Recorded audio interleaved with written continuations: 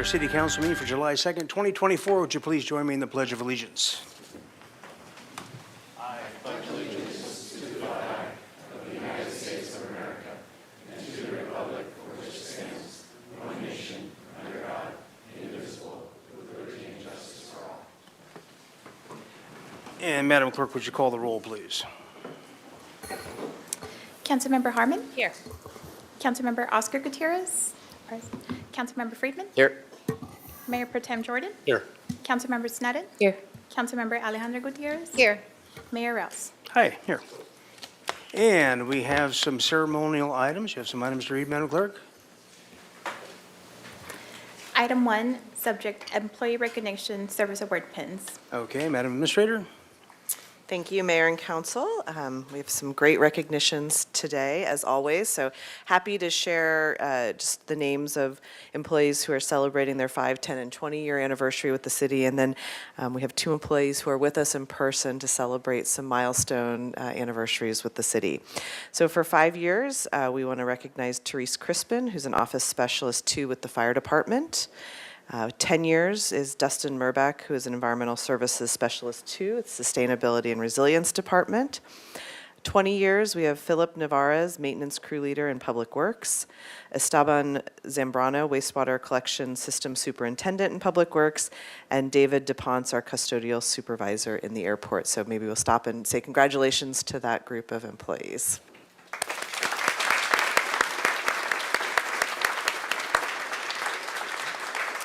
And then, Mayor, do you want to come down and we'll get started with our 25-year service award. There he is back there. We have Chris Bell, who is our City TV Production Supervisor out of the City Administrator's Office, who is here with his wife today to receive this recognition. So congratulations, Chris. Thanks, Rainey. Be funny if we had a tech failure right about now, wouldn't it? Where's Chris? Chris Bell, City TV Production Supervisor for 25 years of service. Chris Bell has been an invaluable asset to the City of Santa Barbara, dedicating 2 decades of his career to City TV. During this time, he has produced numerous award-winning programs for the city, including 2 that garnered Pacific Southwest Emmys. His notable works include the history documentaries Impressions in Time, The People's Parks, and Santa Barbara and the Sea. Chris's firm belief in the importance of government transparency and access has been the guiding principle of his work at City TV. Chris began his journey with the city as a City TV production specialist in June 1999 and worked with that team until 2018. In March 2019, Chris moved to the city's waterfront department as an Administrative Analyst 1 and then Administrative Analyst 2 in July 2022. His dedication and expertise immediately led to his promotion to City TV Production Supervisor in March of 2023. Chris has always brought a high level of professionalism and technical capability to his positions, with his innovative and quick thinking enabling him to excel in various roles, whether managing complex video and audio systems or coordinating major events. He has demonstrated exceptional skill in production, filming, and editing, contributing significantly to the city's communication and outreach efforts. His work has helped to document and preserve the rich history of Santa Barbara, making it accessible to residents and visitors alike. Chris is a native of California and has a degree in journalism from the University of Southern California. In his free time, you can find Chris at East Beach playing beach volleyball or surfing a local break or doing his favorite thing, spending time with his daughter Liza, son Jasper, and wife of 23 years, Marilee. Chris, on behalf of the City Council, your fellow employees, and the Santa Barbara community, it is my pleasure to recognize your many accomplishments and thank you for 25 years of dedicated service to the city and local community. Congratulations, Chris.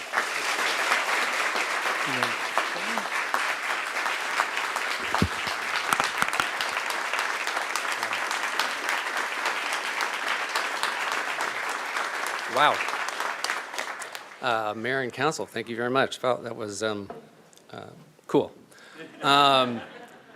Since a lot of you weren't here in 1999 when I started, I figured I'd give you a few little tidbits about what was happening at the city at the time.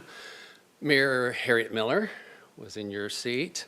Sandra Tripp Jones was the city administrator, and Y2K was a big deal that we were all worried about. Let's see. City Council and Planning Commission, Parks and Rec and Waterfront, the Harbor Commission were about the only meetings that we televised. Now we're up to about 14 boards, commissions, and committees that we televise and stream. So, and that's pretty much higher than most any city, not just in California, but in the US. Not many government access channels do cover that much. One of the things that I've loved most about this job is it afforded me a unique perspective on, these people, the people that work for the city. And I've been able to interview them, work with them, and do stories on them. And I can say that you can be proud of the people that work here. They are dedicated, professional, experts in their field. I'd like to thank my family, my wife, Mary Lee, back there.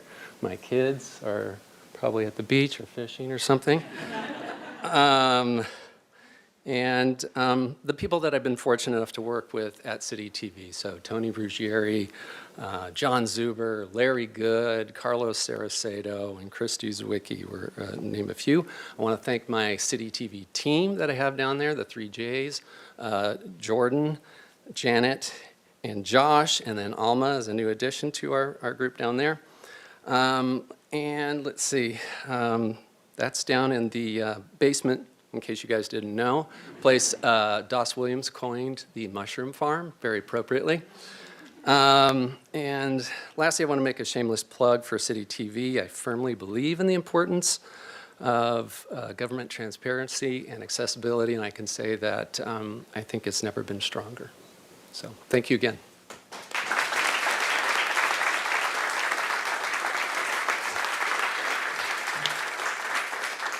Thank you, Chris, and just the short period that I've been with the city, it's been an absolute pleasure to work with you, and just really thrilled that you've brought your talents and have stayed here for so long with the city organization, so thank you. And last but not least, we have a 30-year service recognition. Again, someone that I've only had the pleasure of working with for a short period of time, but has been, I understand, an incredible asset to the city organization. Assistant Police Chief Marilinda Arroyo, who is celebrating her 30-year anniversary with the city.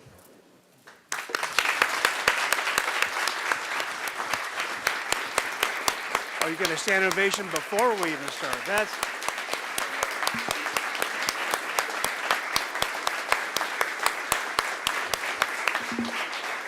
That's impressive.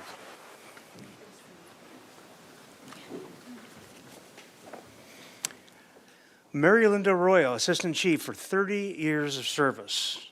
Marilinda Arroyo proudly began her career with the City of Santa Barbara Police Department in February of 1991 as a part-time employee assigned to the Investigative Division as a cadet.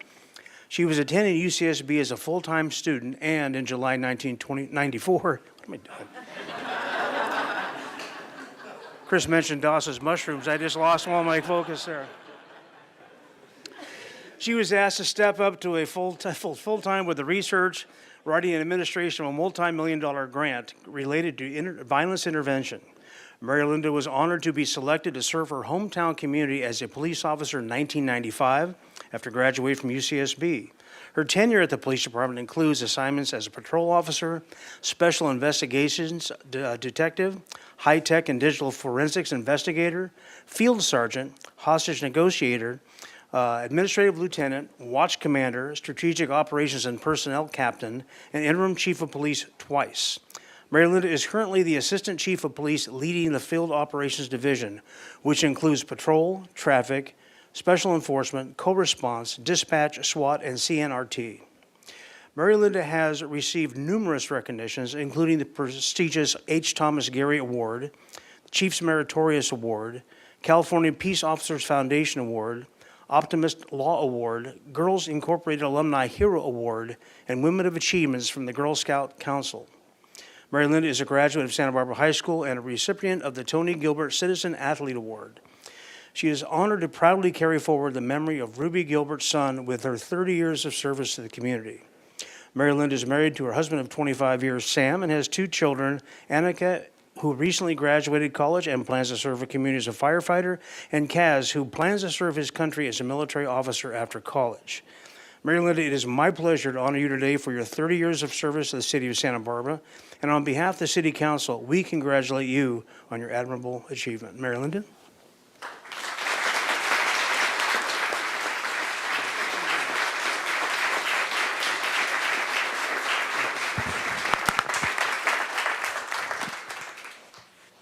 All right, so many people said I had to give a speech. As you know, first and foremost, I want to thank everyone in this room.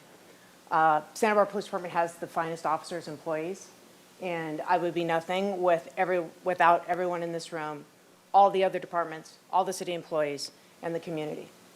I am certainly a very imperfect human being, and I can tell you personally, coming from a 3rd grader who couldn't read and could barely write, then being diagnosed with dyslexia, and having so many community members and teachers invest in me and teach me how to read by memorizing words, which I still do today.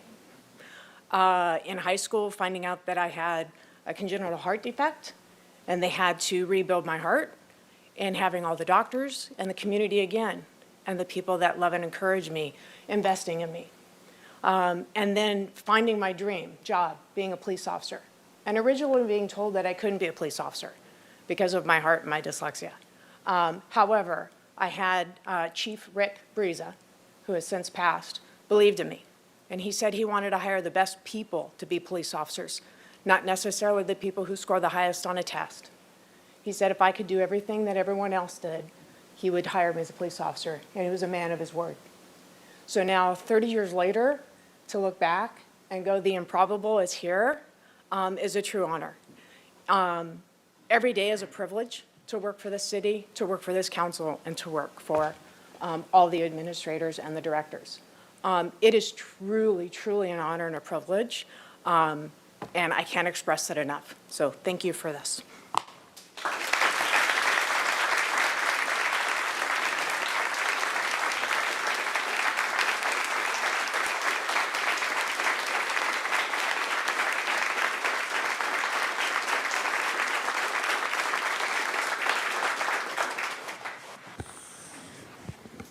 A double standing ovation. Write that down, John. That's...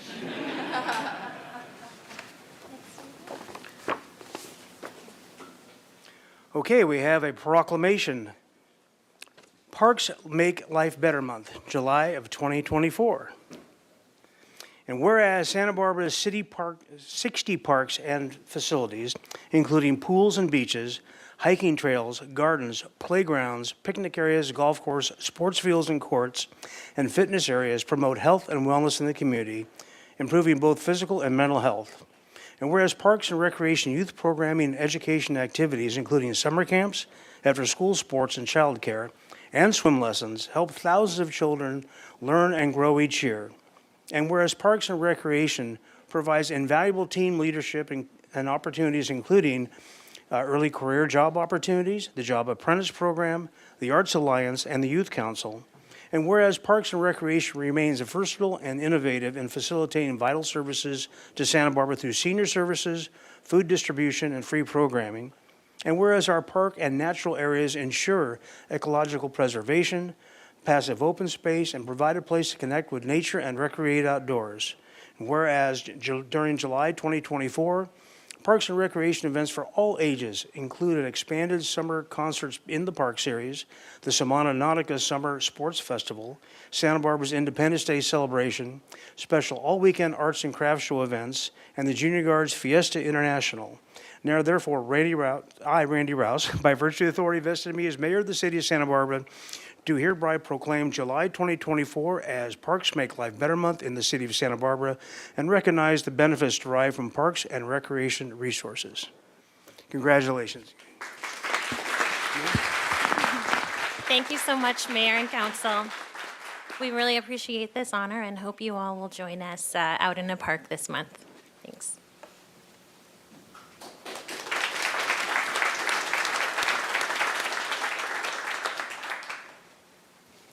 All right, thank you all very much. And Madam Administrator, are there any changes to the agenda? No, Mayor, there's no changes. Okay, with that, we will move on to the consent calendar. You have some items to read, Madam Clerk? Yes, Mr. Mayor. Item number 3, subject amendment to the Clean Water State Revolving Fund installment sale agreement for the Braemar Wastewater Lift Station Rehabilitation Project, ordinance introduction, resolution, agreement. Recommendation that Council A, introduce and subsequently adopt by reading of title only, an ordinance of the Council of the City of Santa Barbara approving an amendment to the installment sale agreement with the State Water Resources Control Board for the Braemar Wastewater Lift Station Rehabilitation Project, project number 8602-110, and B, adopt by reading of title only, a resolution of the Council of the City of Santa Barbara amending resolution number 23-076, adopting the budget for the fiscal year 2024 to appropriate the amended loan from the Clean Water State Revolving Fund for the Braemar Wastewater Lift Station Rehabilitation Project. Item number 4, subject adoption of resolution amending a portion of resolution number 24-068, establishing water, wastewater, and solid waste rates resolution. Recommendation that council adopt by reading of title only a resolution of the Council of the City of Santa Barbara amending a portion of resolution number 24-068 adopted by the City Council on June 11, 2024, and establishing water and wastewater service rates for fiscal years 2025 to 2028 and solid waste service rates for fiscal year 2025. Item number 5, subject construction of the Rose Avenue and Palm Avenue storm drain installation project resolution agreement. Recommendation B, that council adopt by reading of title only a resolution of the Council of the City of Santa Barbara amending resolution number 24-066, adopting the budget for fiscal year 2025 for the construction of the Rose Avenue and Palm Avenue storm drain installation project. All right, very good. Does anyone from council need to pull any items? Ms. Gutierrez? 12 and 13. I would just like to have staff Okay. give well, a little let's, bit more information. Let's go ahead and read those into the, Item number 12, subject adoption of the program year 2024 to 2025 annual action plan for community development block grants, CDBG, and home investment partnerships, home programs. And item number 13, subject Federal Emergency Management Agency, FEMA, remapping of the special flood hazard areas. all right, very good. And I had a question on item number 5, so you've already read that into the record, right?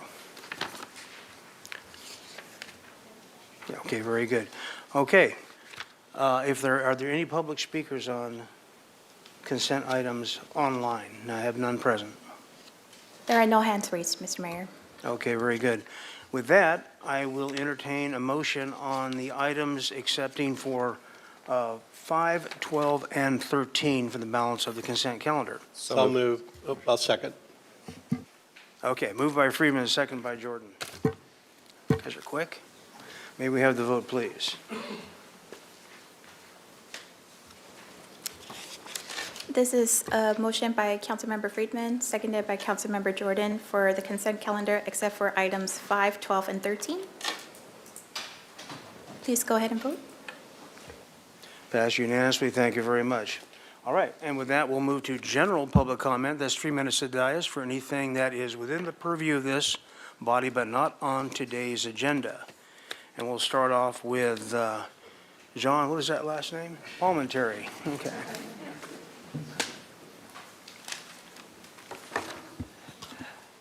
Thank you. Good afternoon, Mayor and Council and staff and the public. I don't come to you as a reporter today, but I come on behalf of the 4th of July team. I just came from the beach. I've got sand in my shoes and a smile on my face. We are on the team that is collaborating with the city for the 4th of July All-American West Beach Patriotic Celebration, as we do every year. And I want to thank the city, the Waterfront Department, the Parks and Recreation Department that we just applauded, and the Park Foundation for the collaboration with this group that I'm with that puts this together. I especially want to acknowledge Michelle McDonald with the Park Department, who is my point of contact mainly on putting all the pieces together and meeting all the city standards. The team that does this, you may be familiar with some of them. They've been with us for the last few years. They're very dedicated to doing the right kind of show for Santa Barbara on the 4th of July. Family-friendly, alcohol-free, no pits, no pets, and just having a great time down there in District 2, which I hope our council member comes and visits us this year. All of you are invited down to see the show. If you want to say something up on the stage, please see me. I'll be your host, and I'll keep you to 2 minutes. It is the largest show in the area. Goleta is not doing a show this year, so we're going to have it all. And it's a great fireworks show that the waterfront department pays for, and then our team raises money to put on the stage show, do a full-size stage with professionals. Jeremy Cable from Islay Events is running that with Hector Hurtado, 2 veterans in this town that want to do even more for the city. So if you start thinking of your plans for downtown and State Street and other areas, these guys are ready to go to work for the city and do the shows, do the events that you want to have done the right way in the city. We work with Gino and Kim Stabile. You know them from Woody's. They're running Timbers now. They run all the vendors. And Roger Perry takes care of all the logistics, the stage, insurance, permits, and all of that, former El Presidente. And that's sort of the core group, believe it or not, that does this, mainly for no pay. So we're volunteer collaborators. Islay does get some funds for all that they do at the stage, but puts in a lot of extra hours on behalf of the city. The show is simulcast on KJEE 92.9. So the moment the fireworks go in the air, the legendary voice of the announcer known as Fat J announces that the show is on and everyone listening to the radio can see the simulcast. KEYT will be streaming the video as well this year. I want to tell you that I'm collaborating closely with the police department and fire department, especially behind us earlier, Ryan DiGiulio, the fire marshal, to get the right message out about no illegal fireworks or any fireworks at all. And Ethan Ragsdale, sergeant with the police department, is a great collaborator to tell us just the right message to get out to the public for a safe and friendly and happy 4th of July. Also, Liliana Encinas from the fire department is our public information officer. And finally, how does this get paid for? Well, there's a lot of donations that come in. Let me give you the list real quick here and thank them formally so you know that these groups and individuals love this show, love to be part of it, and love to put on the 4th of July patriotic show for the city. Earl Minnis Presents, Montecito Bank and Trust, American Riviera Bank, Rick O'Shea's Family Foundation and La Boheme, The Berryman, H&E Equipment, providing us with the large generator, and they bought out and took over Giffen, so H&E wants to be partners with the city going forward. Carlton Electric, Shelby Hughes, the William Lyon Penzer Foundation, and Dario Pini Investments. All are supporting this show down there this year. Come on down to the 4th of July on the beach, one and all, where you expect to have 20,000 very happy people. I'll give them the right message on your behalf, and we'll all have a safe and sane 4th of July. Thank you very much. Thank you, Mr. Palmentary. Your celebrity must be known because it's the clerk gave you an extra minute and a half without even knowing it. So. Very good. We'll go now. Are there any speakers on line for general public comment? No, Mr. Mayor. Okay, thank you. We'll go back to the poll consent items. I have item number 5. Director Maurer, if you would mind just a quick comment or question. I don't have anything controversial about this. I would just like to highlight how critical this area was during the last storms and what the plan for work is that you're doing now. Yes, good afternoon, Mayor, council members. I don't want to pop the balloon here, but this project was actually identified back in about 2016, 2017. The requirements might have been even before that. And for those who aren't familiar, this is a storm drain project. Rose and Palm Avenue, and that's kind of the cul-de-sac that's formed by Garden and Highway 101. D.D. Ford Construction is probably the largest business right in that little area. And this project adds some drop inlets and adds some stormwater storage capacity to the stormwater collection infrastructure in that area. But as I led off with, this would not solve the issues of flooding that with the intensity of the storms, the 3 big storms we experienced over the last 2 winter seasons. we are looking hard at future projects to address really the whole Lower East Side and the large flooding we have. This will solve what I would say is our typical rain and lower any type of flooding that goes outside the curbs or outside the roadway in that area. But this isn't the panacea to the intense storms that we had. So we're going to still work on this, but this is an incremental step forward. It's under $1 million, so that gives you an idea. It's not a huge project. Now, one thing, Hope, and will this tie into then the Laguna Channel? The collection system in that area already does. Right. So this, yes, and It'll this be will part of that. provide a little bit more storage and get a little bit more water off the street and into the collection system quicker.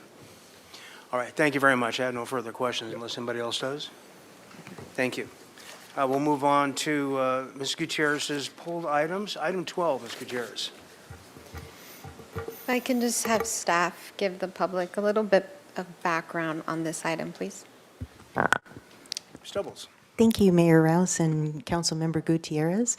Yes, we'll go ahead and give you a little bit of background about the annual action plan. I'm going to turn it over to Ms. Drews here, who can approach that. Absolutely. Thank you, Honorable Mayor Randy Rouse and Councilwoman Gutierrez.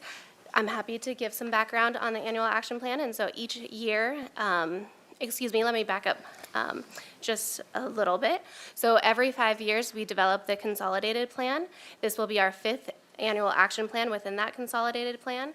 Our priorities within that consolidated plan included assisting the homeless, decent affordable housing, decent housing availability, public facilities and infrastructure improvements, economic opportunity, and then the administration of the programs.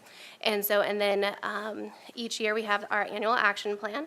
And so in the fall, we begin the process of starting that notice of funding availability.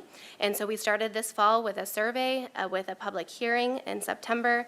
We then go and present to you all to make sure that our focus is still in line with those consolidated plan priorities, which they were. And so that was in October. Then we begin the notice of funding availability process that expands through the winter.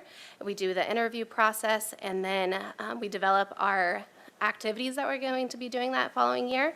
We present it to you. We did that in March, and then we put that plan on review, and then we need to submit it to HUD. So currently, HUD was very delayed in their allocation process. We discovered that both of our programs, the CDBG and Home, would be decreased, and so then we needed to go to the contingency plan, and those are enacted here in this council agenda report. Thank you. Thank you very much. And then, Ms. Gutierrez, you also had item 13. Yes, same thing for item 13, please. Thank you. Ms. Stein? Good afternoon, Mayor Rouse and Councilmember Gutierrez. Thanks for the question. This item is just to make the public aware of the open house regarding the changes to the FEMA flood maps that require mandatory flood insurance for people within the floodplain. And it's going to be on July 9th, and it's in joint efforts with the County Flood Control District.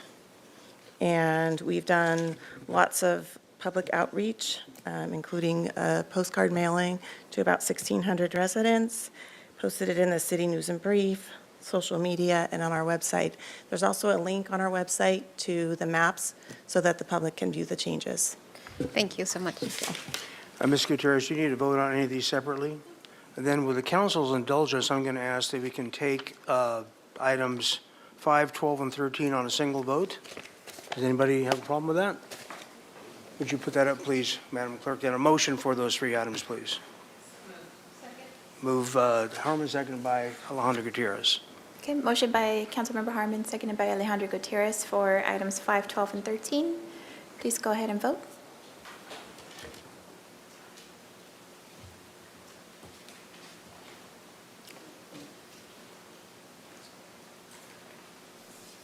Passed unanimously. Thank you very much. And with that, we will go to Councilmember Kimney assignment reports. Do we have any reports from any council members. Ms. Sneddon.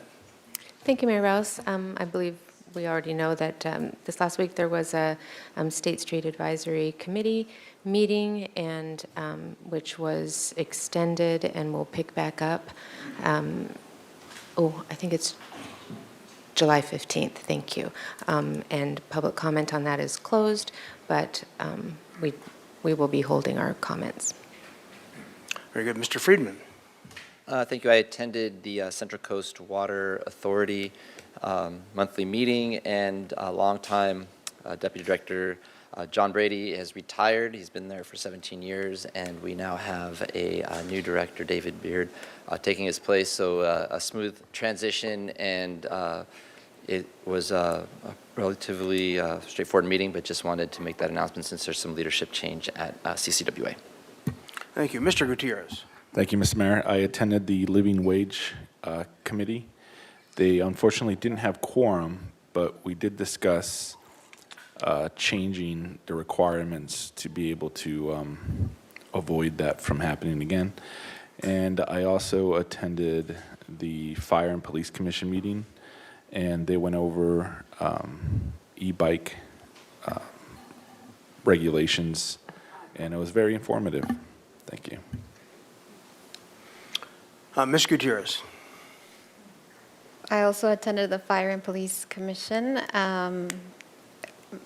They also talked about the Rising Scholar Program at SBCC. Noel Gomez, the director, came and to inform about this amazing program that actually started in Santa Barbara City College to give the opportunities to students that were on parole or on probation to pursue their higher education. So that was very informative.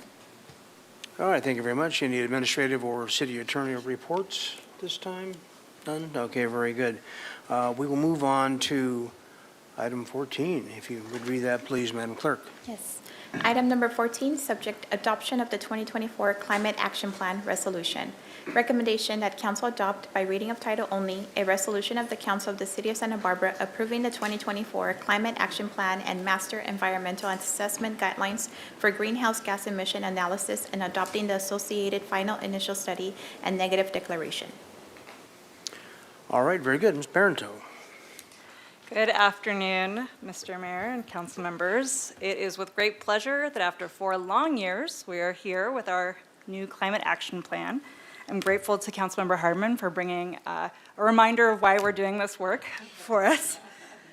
But before I hand it over to the team to really share the plan with you, I wanted to take a few moments to set the stage and explain why such a plan is helpful in the work that we do.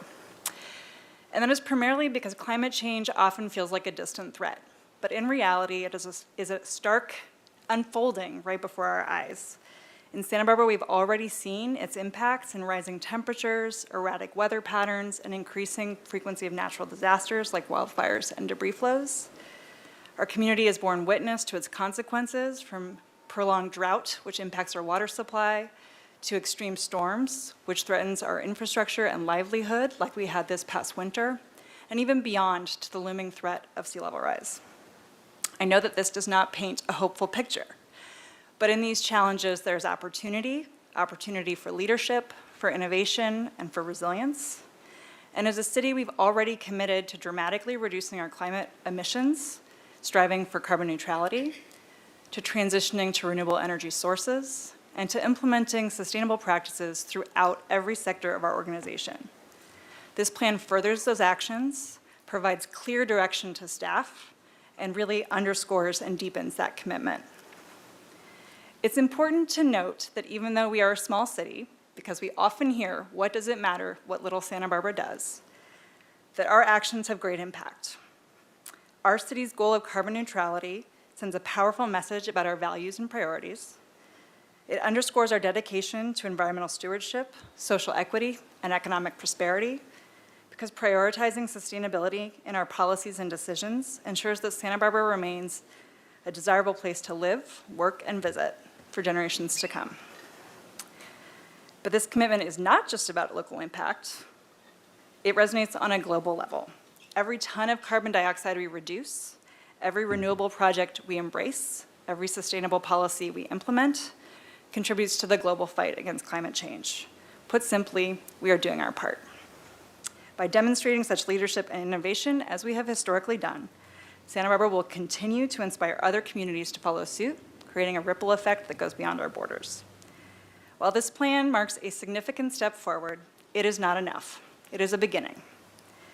The first phase aims to balance ambition, achievability, and capacity within our organization, both financial and staff-wise. Achieving carbon neutrality will require ongoing iteration and adaptation as technology, policy, and resources evolve, but also courage and investment. This goal will not come easily, but I'm confident that as a city, we are up for the task. By adopting this plan today, your council is committing the city to this dynamic process and continuing Santa Barbara's longstanding legacy of environmental stewardship. And for that support, we thank you. And with that, I will hand it over to Mr. Litton and Ms. Hetrick. Good afternoon, council members. Jefferson Litton, Energy and Climate Division Manager. I'm here with Melissa Hetrick, my colleague, the Climate Resiliency Supervisor, and our consultant team, Rincon Consultants. We have Lexi Journey and Ryan Gardner. And we also are lucky enough to have the entire Energy and Climate Division behind us as well for this momentous day. These are the topics I'm going to walk you through today. First, we're going to start with the why. Then we will discuss the process of developing this document, what's in it, and how we are going to convert this into action. Melissa Hetrick will walk you through the CEQA piece of this document, and then we'll talk about next steps. Let's start with the why. The following slides will illustrate why jurisdictions across the state, the country, and the world are all working to reduce and ultimately eliminate their greenhouse gas emissions. Starting at both the top and the bottom, our polar ice caps are melting rapidly. This graphic depicts the amount of measurements of ice loss from the Greenland ice cap over the past 25 years as recorded by NASA satellites. Over the past 25 years, we've lost 5,000 gigatons of ice from this polar cap. 5,000 gigatons of ice is enough ice to cover Texas in 23 feet of glacier. Convert that into melting, and that's enough water to fill Lake Michigan. Concurrently, our oceans are getting warmer, which is accelerating the melting of ice caps and leading to thermal expansion in our oceans, which is exacerbating the effects of sea level rise. The changing climate is hurting our wildlife populations as their habitat changes and is lost. And we are feeling the heat. And we are feeling the heat, particularly in Santa Barbara. This map here, taken from a 2019 NOAA report, shows that Santa Barbara and Ventura regions saw the greatest increase in any region, in temperature of any region in the nation. This map and this story was picked up by the Washington Post and featured on the cover of that magazine, which pointed to increased incidences of fire, flood, and drought that we've been experiencing here in Santa Barbara. So the need for action and the need to minimize the effects of climate change by reducing our emissions is clear. Now let's talk about how to do it through the city's new climate action plan. At a high level, this climate action plan is a roadmap to reduce our city's emissions to a target level. Our climate action plan started with a 2019 greenhouse gas inventory and projections of what our emissions would look like from there. Equipped with that data, and equipped with data from a robust public outreach process, we began developing measures and actions to reduce our emissions. These measures and actions were designed with a focus on equity and innovation. Our document also includes CEQA documents so that project applicants can stream off of this for expedited environmental review. And the document includes a 2-year implementation plan prioritizing our top priority measures.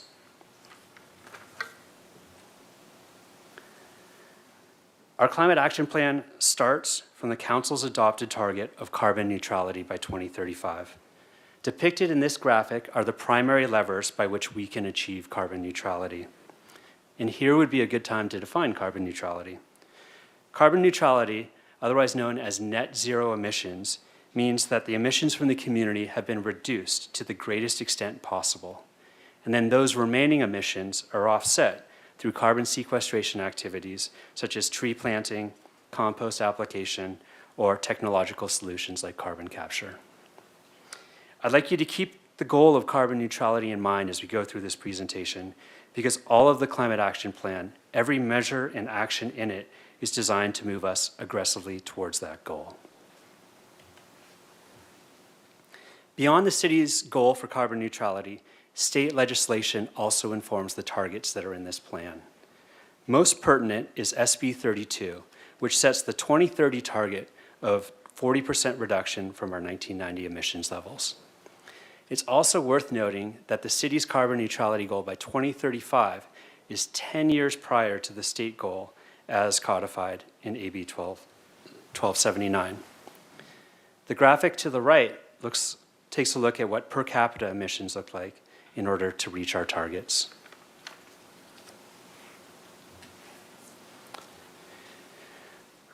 While our goals are ambitious and are going to require significant commitment, the good news is we've already taken giant leaps with plans, policies, and programs already adopted and in place to meet our goals. These plans are highlighted in this graphic here.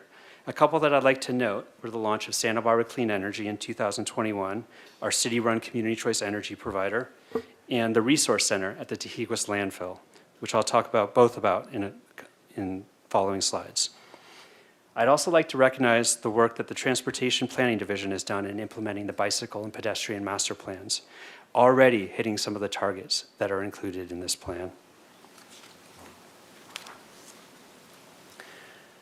I've touched a little bit on process already, but this graphic just further illustrates the path to where we are today. The Climate Action Plan that you see before you is the product of 4 years of outreach and refinement. The project started with the launch of a robust Together to Zero bilingual public outreach campaign. That campaign led to 1,500 outreach interactions and included 2 large community brainstorming sessions, 6 climate chats, office hours at Earth Day, a community survey, and 2 contracted roving community ambassadors. Additionally, the document was reviewed by city departments in 2023 and presented at public meetings to the Sustainability Committee twice, the Planning Commission, and the Transportation and Circulation Committee. Worth noting, both the Sustainability Committee and the Planning Commission unanimously recommended council approval of this document. And the Transportation and Circulation Committee found the document consistent with existing planning documents, including the general plan. So let's start digging into the numbers. This graphic is from the 2019 greenhouse gas inventory. You can see that transportation makes up the lion's share of our emissions, followed closely by natural gas consumption in our buildings and electricity consumptions in our buildings.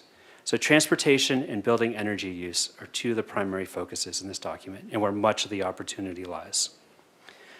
A great news story is Santa Barbara Clean Energy, which launched in 2021, defaulting our homes and businesses to a 100% emission-free energy mix. Through Santa Barbara Clean Energy, we've essentially eliminated emissions with electrical consumption. Another great news story is the Resource Center at the Tehiquas landfill, which diverts organics going into the landfill and converts that into compost and energy and avoiding the future methane emissions.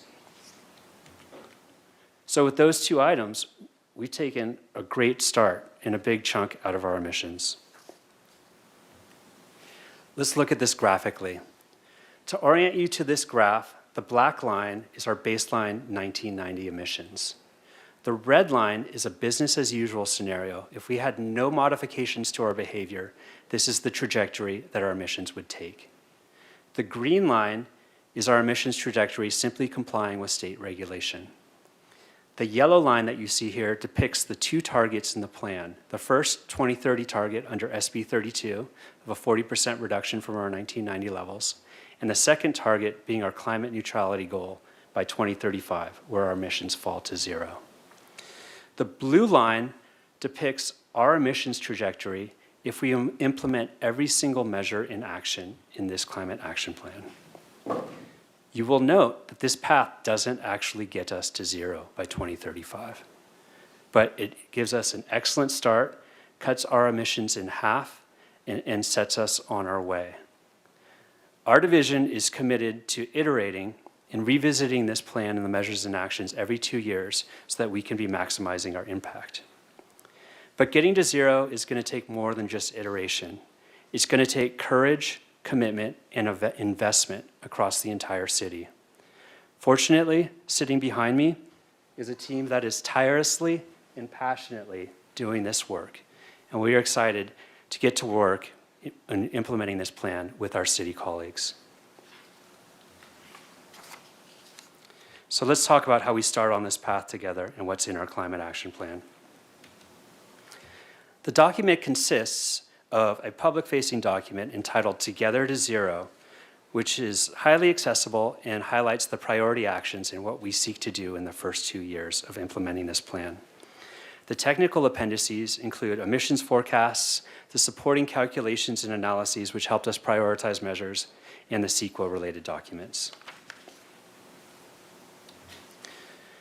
The document is divided into the 6 strategy sections that you see here. Building energy use, transportation, water, wastewater, solid waste, and carbon sequestration are all standard sections that you typically see in climate action plans as it's recommended by California Air Resources Board.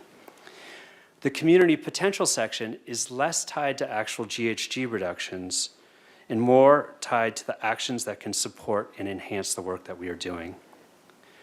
Moonshots, pretty self-explanatory, and we define them as exceptionally ambitious and transformative projects or programs that the city could adopt to combat climate change. Across these 3 sections, there are 28 climate measures, which are further broken into 194 climate actions that can move the city towards carbon neutrality by 2035. Let's take a look at a few. The graphic to the right is from our 2019 inventory and shows our emissions in building energy use. The 2 darkest slices of this pie, electricity from commercial buildings and electricity from residential buildings, those emissions have essentially been eliminated. So that leaves the focus on building electrification. How we can replace fossil fuel appliances in our buildings with electric ones, and whenever possible, add solar and storage so that these buildings can produce as much energy as they consume. Not only does building electrification eliminate emissions, but it also increases local resiliency to power outages and in the events that the lines into Santa Barbara go down. The first 3 actions that are listed here are related to municipal buildings, and the next 2 actions are related to how we can make building electrification more accessible and more affordable for the public. Moving on to the transportation sector, on-road passenger vehicles, that is car trips and internal combustion engines, make up 80% of the city's emissions in the transportation sector. So the underlying goal in this sector is moving away from fossil fuel-powered vehicles to alternative transportation like walking, biking, and public transit, and converting our fleets to emission-free vehicles. Here are a few of the actions listed to achieve that goal. Again, I'd like to compliment our Transportation Planning Division for their work dramatically improving the walkability and bikeability of our city and being incredibly successful in securing ATP dollars for new projects across the city that we're all enjoying. Also, I'd like to note that T6.1, adding EV charging, is the most impactful measure in this section for reducing emissions. Because as we continually hear, that access to EV charging is the #1 key to improving EV adoption. In wastewater and solid waste emissions, you can see in this graphic that 97% of our emissions comes from waste to landfills. So the Tejas Resource Recovery Center is a huge step we've already taken to reducing those emissions. This step across the entire city represents a 7.5% reduction in our emissions. I'd also like to plug the Library of Things, which is a partnership between our department and the library to offer things like cookware, musical instruments, B-cycle passes, reusable Christmas trees that the public can borrow and avoid waste and avoid single-use items. All of the measures and the actions that we've covered previously are related to reducing greenhouse gas emissions. The measures in this section, carbon sequestration, are designed to increase the amount of carbon dioxide that we can capture from the atmosphere through things like planting more trees, spreading compost, which improves the carbon uptake of our lands, and other technological solutions.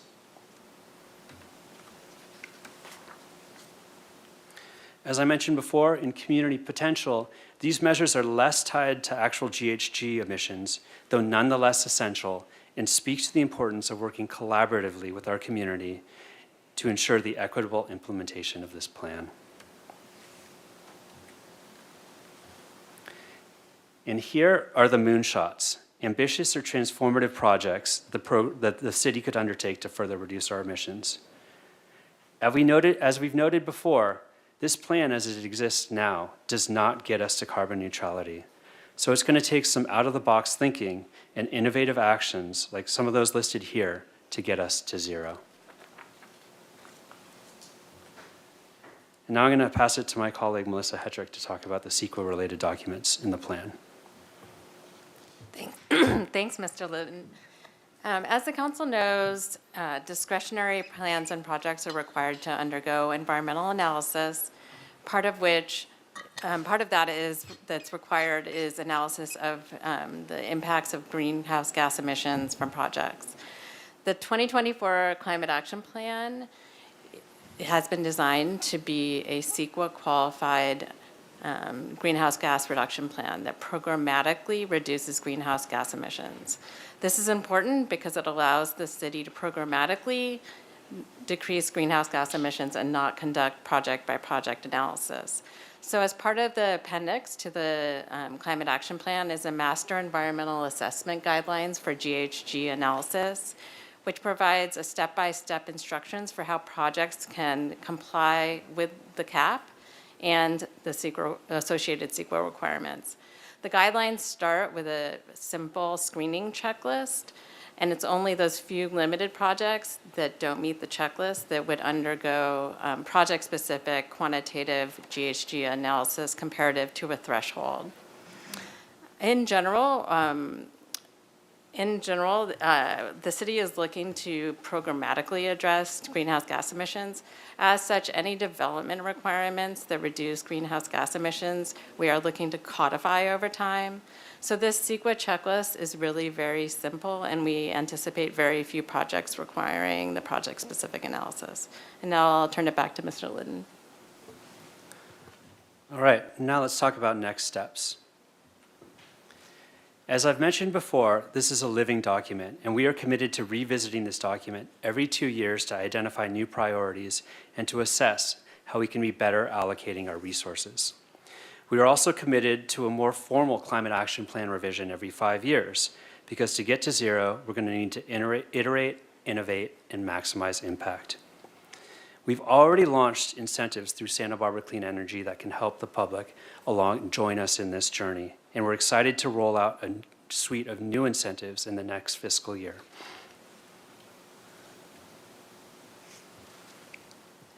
Getting to zero is going to take courage, commitment, and resources. My division spends much of its time securing and administering the grants to fund this work. We've been able to secure funding towards municipal building electrification by adding electric heat pump water heaters to several of our facilities. We've secured nearly $5 million in grants to add battery backup systems at 4 city facilities, including a $3.1 million battery backup system at Cater to protect critical pumping facilities. We've secured $3.5 million for public EV charging stations, including 16 new fast chargers that just opened up at the Ortega Garage. We continue on a daily basis to go seek out new grant funding opportunities that can support this work. We've also identified possible funding streams listed here, and we've mapped out the staffing needs across the next 10 years to implement this plan. Now I'm going to pass it back to Ms. Hetrick to talk about climate adaptation. Thanks. So the 2024 Climate Action Plan only addresses greenhouse gas reduction. It doesn't address climate adaptation. But over the last few years, the city has been building a robust climate adaptation program. If you recall, the council approved in 2021 the city's first sea level rise adaptation plan. Since then, we've obtained over $5 million worth of funding for climate adaptation. And that's addressing not just the threat of sea level rise, but also fluvial flooding from increased in rainfall from climate change, changes to groundwater patterns, extreme heat, and wildfire. Some of the projects that we're working on in that area are adapting our waterfront area, looking at our wastewater infrastructure, looking at capacity improvements for our stormwater infrastructure in the lower west side and east side areas, adapting our airport, and then working with our regional partners on a monitoring program.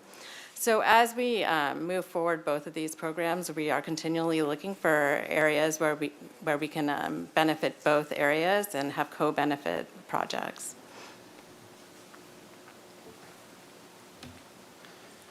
And with that, this is the recommendation before your council today.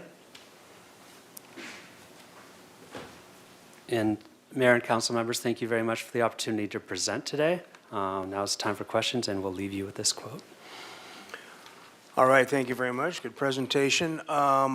There's going to be a fair amount of speakers, I think, for this, so I'd like to have people who are going to put in speaker slips to speak, to put them in by 3:15, as well as people online to raise hands for this particular item, please. And with that, we'll go back to council for questions. Mr. Friedman.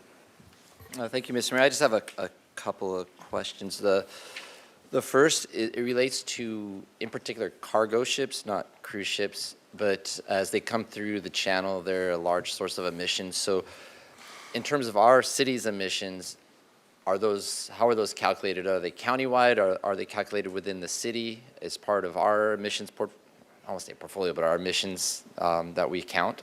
So how are they accounted for? So those emissions were outside the system boundary of this GHG inventory and outside the jurisdiction of the city. I might turn that over to Rincon in terms of where those emissions get counted. Mr. Mayor, council members, yeah, Jefferson's right. We left out the ships that just go through the channel but don't come to Santa Barbara and the large docking ships, but we did include ships that are like harbor craft and operations at the port. And those larger ships get more calculated in the state's overall inventory. Okay, perfect. Yeah, because I know that is a big source of countywide emissions, but we're talking specifically within the city here, so I know that's a question that sometimes comes up. And then my other question, I think it was slide 27, the programmatic CEQA. Is that right? I think that was the right slide. Maybe I had the wrong slide, but it was for the CEQA guidelines.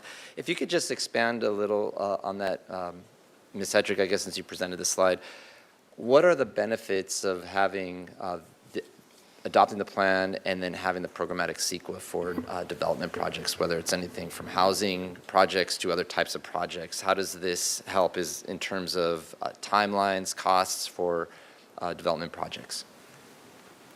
Sure, Mayor Rouse, Councilmember Friedman.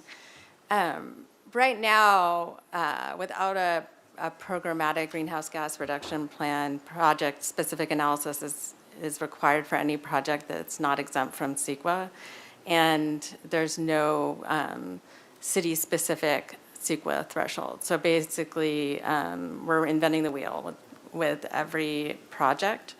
And so with the MEA guidelines, we're effectively streamlining that and saying if you are consistent with the major tenets of this cap, which we are planning to codify anyways, then there's not additional analysis needed.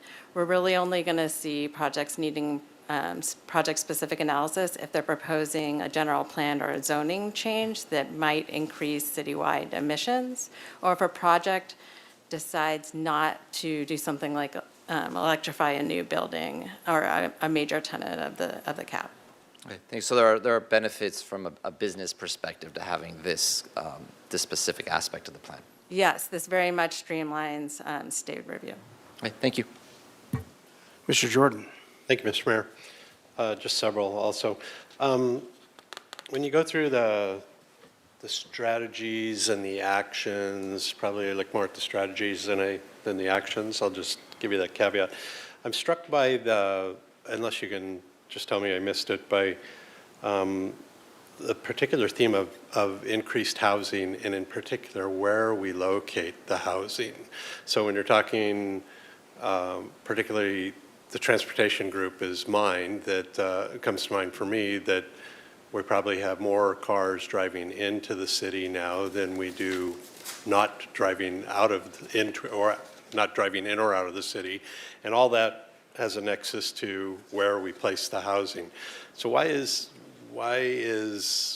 placing additional housing in the downtown core that before you do that would involve people driving into the downtown core to work or do whatever? Why is that not a key point as either one of parts of the strategy, maybe transportation, maybe some other ones? Mayor Rouse and Mayor Pro Tem Jordan, placing housing in the city is a measure, a strategy in the plan. It's effectively implemented through our housing element, and so the strategy is essentially to maximize housing in the city through implementation of our housing element. But part of this whole goal is to measure the outcome in this plan, not in the housing element. So is that part of the math on the reductions, that if we're following the housing element and increasing housing inside the city, building up rather than sprawl outside the city, wherever that is, that we're seeing actual numerical gains, and that's part of your math in this? I'm going to have Rincon Consultants address that. He was nodding robustly when he was talking. So. Good.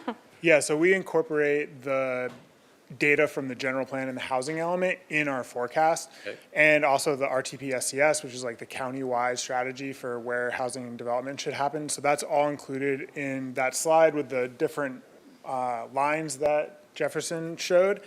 In that red line, we're actually incorporating all of that development and in that forecast, and it's part of the VMT projection. Remind me where we just are in the general plans. So I know in the original one, traffic was a class 1 unavoidable impact, right?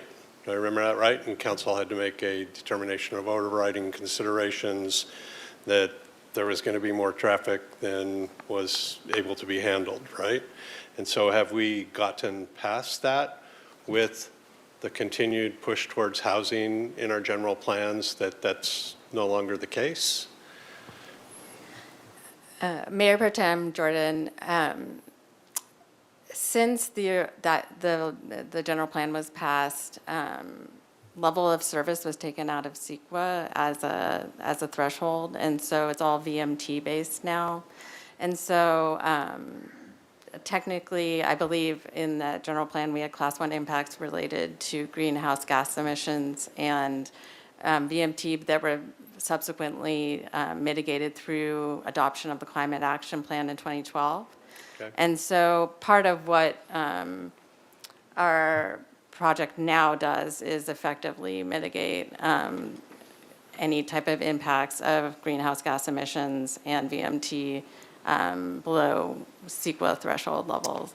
Okay, so to a normal person, I'll put myself in Yeah. the category, that's all voodoo talk, right? Mm-hmm. And maybe just a way to shift an impact from one type of measurement to another, but there's an actual benefit in that process? I mean, there's a tangible gain that's positive in that move from LOS to VMTs, or is it just a way of saying we're kind of in the same place we are and we still have work to do? The state chose to go with VMT because it was more important to reduce greenhouse gas emissions. And in some cases, aiming for LOS can be counter to that. It depends on the situation. Okay. The city still has a policy of addressing LOS and congestion in addition to VMT, so we really have both. Okay, and then on the transportation strategy, is electric really the final answer? Is there not something on the horizon like hydrogen or something else that's really coming along? And so is the answer really to gear up for electric only put all our eggs in that basket, or is something else on the horizon? Councilmember Jordan, through the mayor, I don't have the crystal ball, but I will say that at the state level, California Air Resources Board is hydrogen-powered vehicles are very much part of their calculus about how the state is going to reach carbon neutrality. So we can't ignore hydrogen as well. And then your efforts here are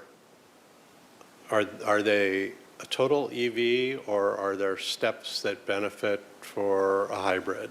And so where do the two relationships come in? Are the gains to be made if it's a total EV, or are there gains, smaller bites, smaller steps that are being accomplished in this plan by hybrid too, and are they being focused on just as much? Councilmember Jordan, through the mayor, this plan most specifically is focused on reducing emissions towards zero. So really it is those electric vehicles or those zero emission vehicles that are the priority in this document. So I would say hybrids are an incremental step, but if zero is the goal, then you have to look towards zero emission vehicles. Okay. And then on the item that's, you said I think T6.1 was the biggest bang for the buck on that slide page. That's the increased EV chargers for new construction, right? Have we done any studies on, because I think people throw them in all the time, tail end of Planning Commission. I just remember people are starting to throw them in all the time. I seem to see them when I watch ABR or something now too. Do we do any, just because they're there, so I'll just give you my analogy. It's like being a planning commissioner and seeing everybody pre-wire for solar, but don't put the solar in like ever, right? Right? You know what I mean? Like they concede they'll be ready for solar as like, let me get through the process here. I'm not putting solar up there yet. And so I'm just wondering on that particular item being the big bang for the buck, but do we have any data yet on how many go in and do they actually get used when we're requiring them? Councilmember Jordan, through the mayor, I very much appreciate that question because two of our top priority actions that we're going to do right off the bat in our fiscal year 25 budget is to do a study of EV chargers across the city, both what we can do to electrify our fleet and where we need to put the chargers for our fleet and where we need to put the chargers for our community. Okay. I'll just sneak in a comment too. You should go backwards and look at project developments where they did pre-wire for solar and find out where we can get those going too, because the infrastructure is already there. And then you had a couple, last question, you just had a couple items on there. It's like equivalent of like getting rid of single-use stuff. All right, so I'm a single-use user. I'm just going to go to Goleta. How do we say that that's a beneficial action when we're just this little teeny city in the midst of the rest of a county? And what are we doing to remedy that so I can't drive to Goleta or I can't drive to Carpinteria and buy all the single-use shampoo bottles I want, that the world around us is in line with our actions also? Councilmember Jordan, through the mayor, a couple things there. One, the city of Goleta does actually have a single-use plastic ban too, so they'll have to go someplace other than the city of Goleta. But I think this points to probably a more fundamental question that applies to the climate action plan in general. It's why should we just sit here and do nothing because other jurisdictions aren't doing the same? And I think in light of the impacts that we are seeing, and we are seeing particularly acutely here in Santa Barbara, I think the onus upon us is to act and not stand by idly. I have a quote for that. I bore them up here. That was all the time my Jerry Brown quote, and that's to do nothing is to do something. So that's, you can remember that one. So thank you, Mr. Mayor. Very good. Okay, well, I have a couple of other questions myself. Going back to AB 32, Mr. Litton, I think it's on slide 12. So there was the the goals and the targets, what were the actual results, or do we have ways to measure that, and are they actually physically measured? I know that's difficult when you're talking about atmospheric content from day to day and temperature variations and whatnot. I'm kind of going to the model result thing as much as I can, only because everybody in the room may have a belief set, but general public acceptance is really a big part of anything you're trying to do. So as we go from models to actual boots on the ground, and we went through this conversation at APCD the other day, was there actual result in that AB 32, or I know that they changed the standards for 2020, or they changed the subsequent bill that went forward. So my question is, and Eric kind of brought it up when we talked about, the cargo ships and whatnot, even though they're really not in our jurisdiction, they are part of our atmospheric mix. So when we do these things, are we strictly model-based? And is there a way to test the actual outcomes to see what our successes were empirically? Because I know there's a theory out there. I know there's a thing, if we do this, then we'll get that. Mm-hmm. So it's Mayor, it's a difficult question, but I would say that we've definitely seen reductions in emissions across the state in response to AB 32. And I think that the science continues to prove that carbon dioxide leads to global warming. And we continue to look at empirical evidence, such as the carbon dioxide that's measured atop Mauna Kea, and see those levels increasing dramatically with time and correlating that with the temperature rises that we've seen. I think it's probably too early to say that the measures that we've done for in this limited time where we are taking serious action towards address climate change are making impacts, but the science is telling us that we need to be doing more, and we need to be doing more quickly. Well, my line of questioning isn't to try to discount anything. It's trying to, once again, add general public credibility into this. Yeah. Because there's clearly a lot of conflicting opinion and evidence out there. So, for example, as we go to slide 17, where you've got all the different projections of where we'll be with certain actions and certain inactions. Once again, those are based on a model. And it's hard because those are future projections, and I get that. But it would be great to see policy in place and then physical results. And what I'm getting to is actually the whole idea between now. The irony is right now the state that wants a lot of housing and wants us to complete our RENA numbers is also saying if we can only get rid of CEQA, and just, there's a little bit of a little whiplash there with that, right? So as we go forward and we complete the RENA numbers, the assumption is we'll have reduced our carbon footprint simply by the exercise of doing the RENA numbers. And this is kind of one of my problems I have with LOS versus VMT as well, because it's a theory, but I wonder, as we go out and try to find these results, what we're going to, in a major effort, in a major expense, we're going to go forward and do this, and we will go forward and do this.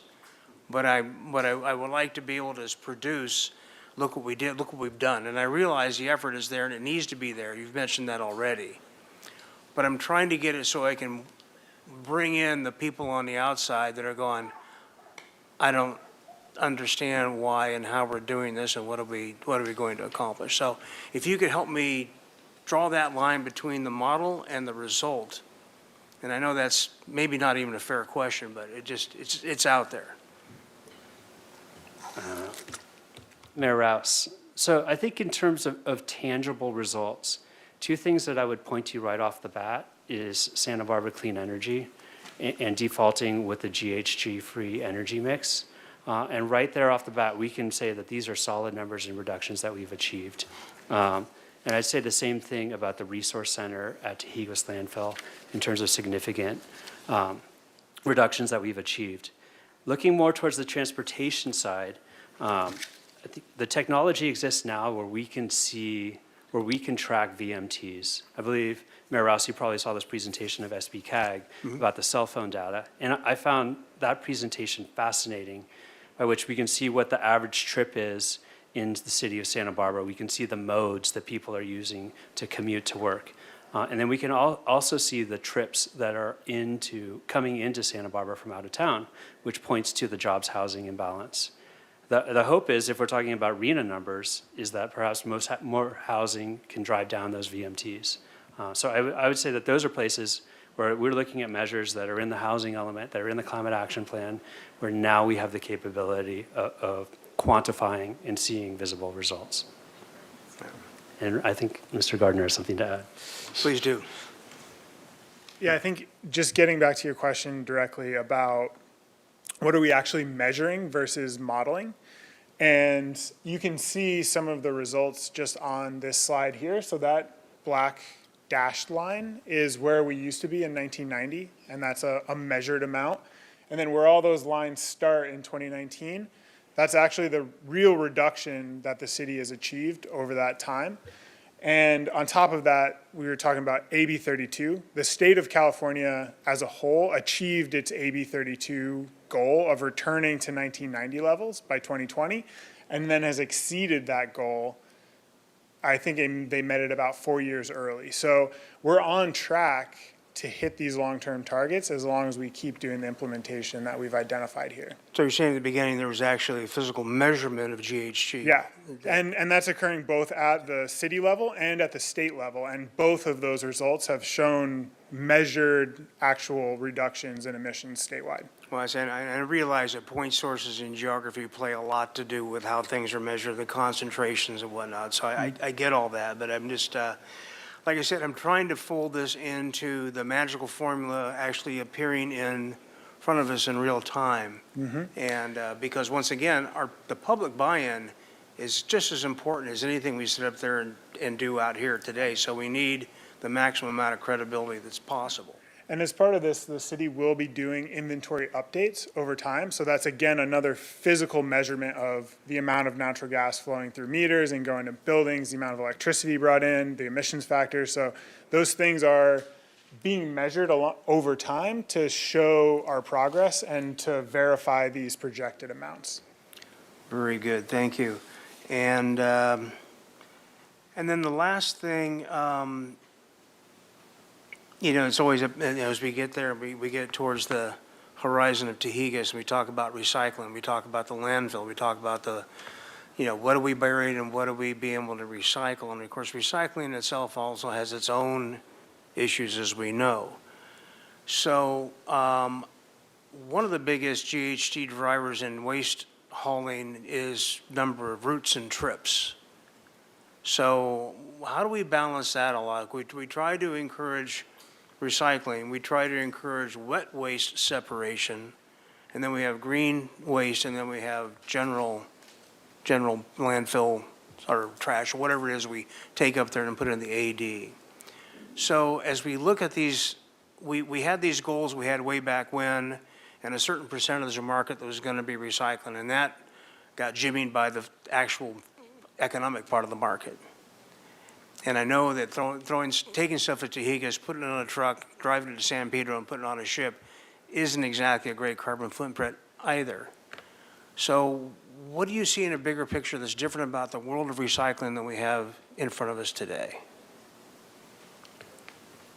This always irritates Ms. Parento, so I thought I'm like, I've heard this question before, Mr. Mayor. Yes, so we have looked at wet waste versus dry waste routes when we were looking at the Marburg contract recently. You had brought this up, and we did look at it. The bottom line is Marburg, operating as a business, is not sending empty trucks to the transfer station and therefore to Tahigas. They're really maximizing the efficiency of their routes. In terms of the carbon quantification of then sending recyclables overseas, you're absolutely right? The recycling economy is shifting over time, and that is why actually this plan focuses on source reduction. We really want to look at reducing the amount of waste we're creating in the first place. We've sort of been there, done that on the recycling. It's important, we want to continue to do it. The organics is sort of the new frontier.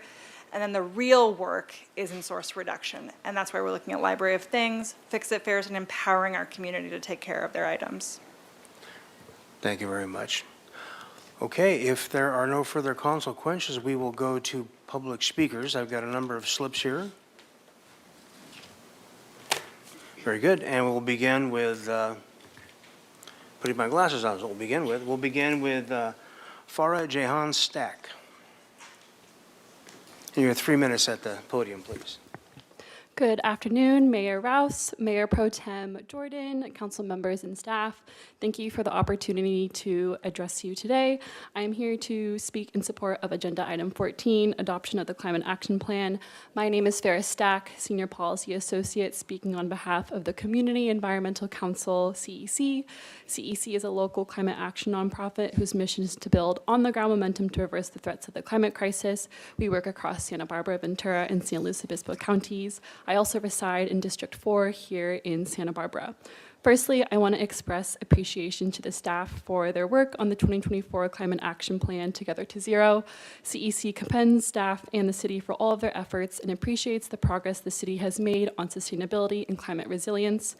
As our city and community continue to face the ever-increasing impacts of the climate crisis here in Santa Barbara, adopting the 2024 Climate Action Plan is crucial. This plan is a roadmap towards achieving our city's goal of carbon neutrality by 2035 and enhancing resilience against climate change impacts. It outlines strategies to reduce greenhouse gas emissions and innovate new ways to remove carbon from the atmosphere. This past year, we've witnessed several extreme climate events, from storms and floods to heat waves, disproportionately affecting vulnerable and frontline communities and impacting our public health and our futures. Achieving new carbon neutrality isn't just about environmental stewardship, it's about creating a more just and resilient community. It means investing in programs and infrastructure that can withstand climate challenges and provide benefits to all residents.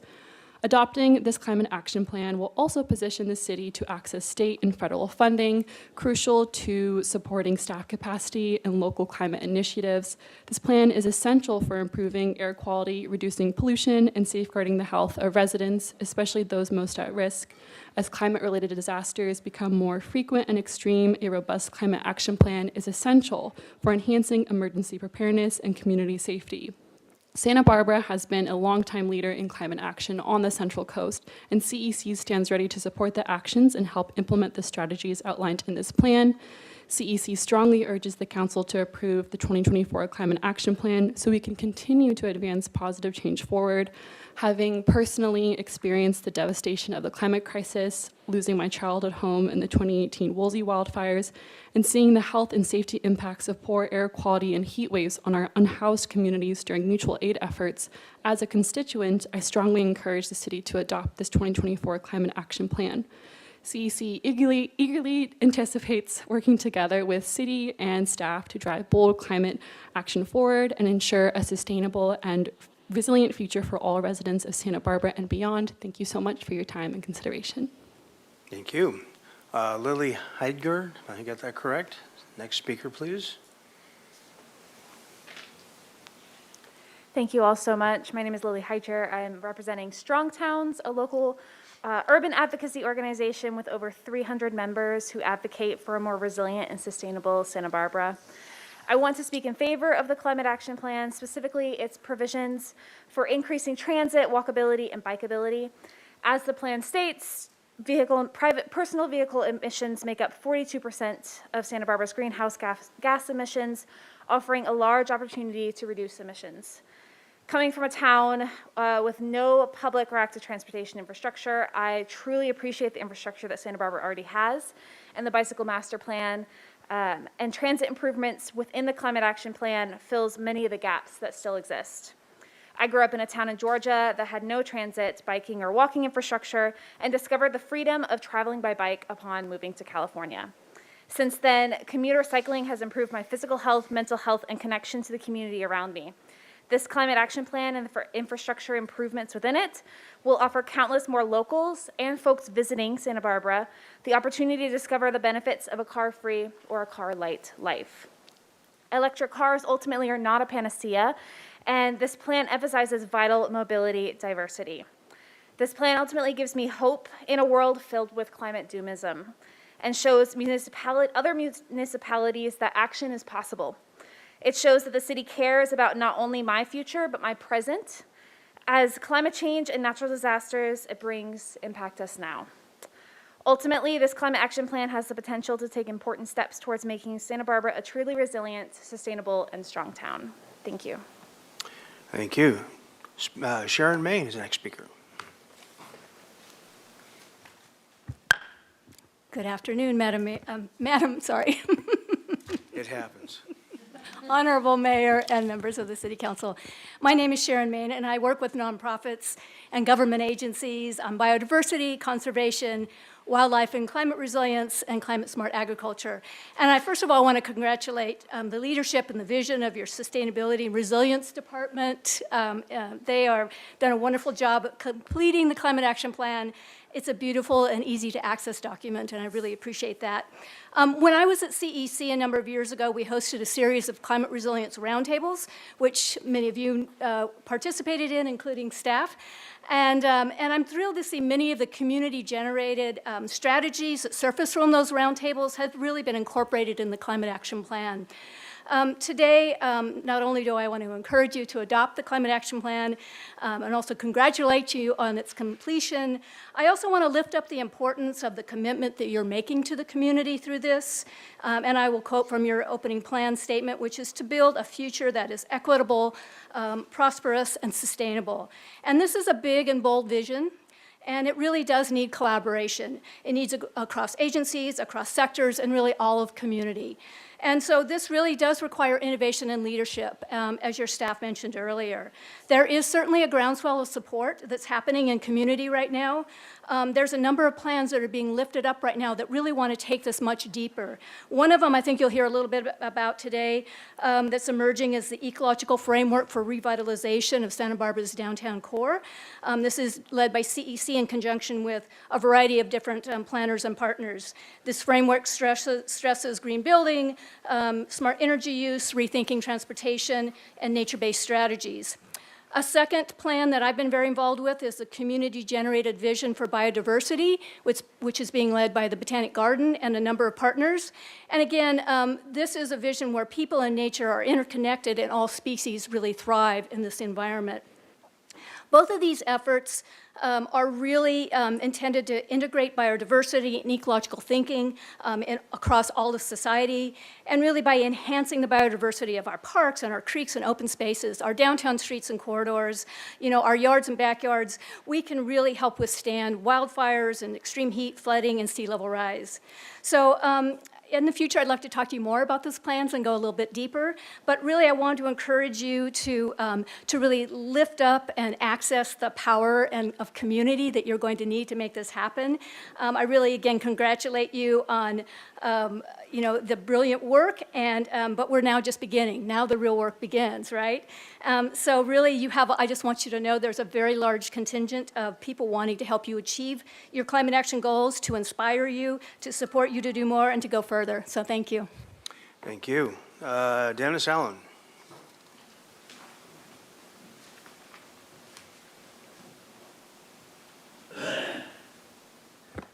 Good afternoon, Mr. Mayor and council members.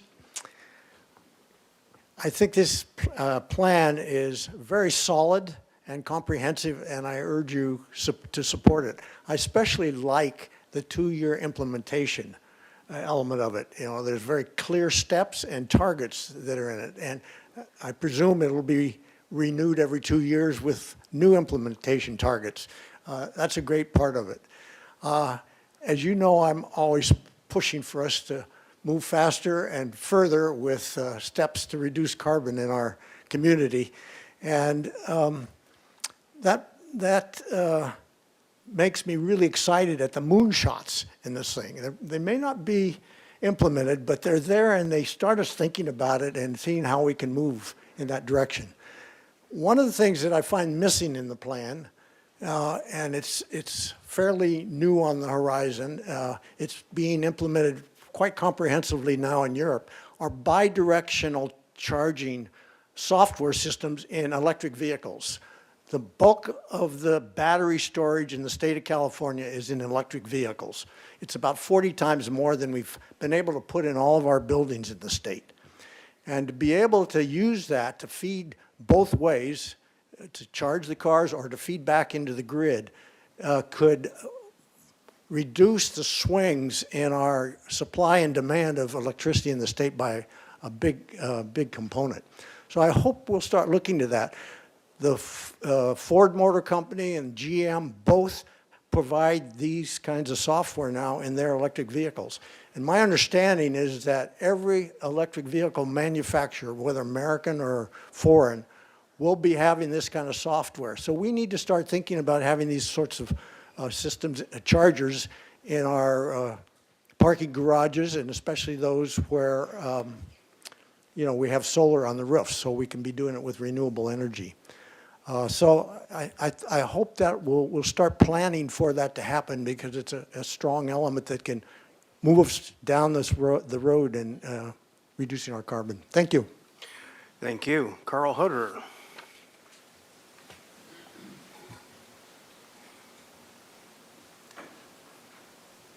Mr. Mayor, council members, first of all, congratulations and thank you to city staff and all the others who worked on this great plan. It's a really good plan. It's a big step forward where we need to go, and I want to thank you for that, and I hope that the city council will adopt the plan and move forward immediately.